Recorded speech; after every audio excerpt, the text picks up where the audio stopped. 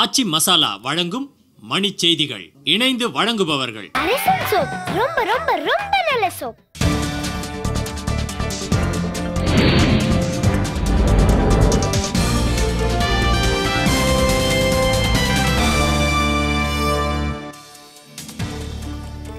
கூடங்குளம் அணு உலை பாதுகாப்பானது என தமிழக அரசின் வல்லுநர் குழு தகவல்.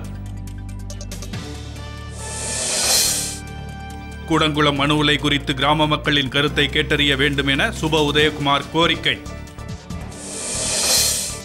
இலங்கை அரசின் போர்க்குற்றங்களை வெளிப்படுத்தும் புதிய ஆவணப்படத்தை வெளியிட சேனல் 4 தொலைக்காட்சி திட்டம்.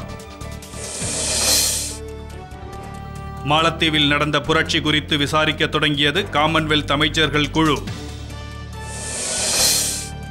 சங்கரன் கோவில் இடைத்தேர்தலில் மதிமுக சார்பில் சதன் திருமலைக்குமார் போட்டியிடுவார் என அறிவிப்பு. கப்பல் துறையின் கட்டமைப்பை வலுப்படுத்த 2.77 லட்சம் கோடி ஒதுக்கப்பட்டுள்ளதாக நடுவண் அமைச்சர் ஜி.கே. வாசன் தகவல். மீனவர்கள் சுட்டுக் கொல்லப்பட்ட விவகாரத்தில் இத்தாலி கப்பலின் காவலர்கள் 2 பேரை கைது செய்து விசாரணை. உத்தரப்பிரதேசத்தில் நடைபெற்ற 4ஆம் கட்ட தேர்தலில் 57 விழுக்காடு வாக்குப்பதிவு. பொதுத்துறை வங்கிகளுக்கு தேவையான நிதியுதவி அளிக்கப்படும் என நடுவண் அரசு தகவல்.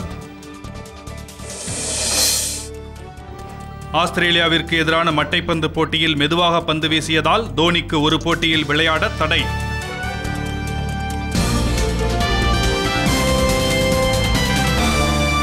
மணி செய்திகள் வழங்கியவர்கள் எங்கெங்கும் ஊரெங்கும் ஆச்சி மசாலா.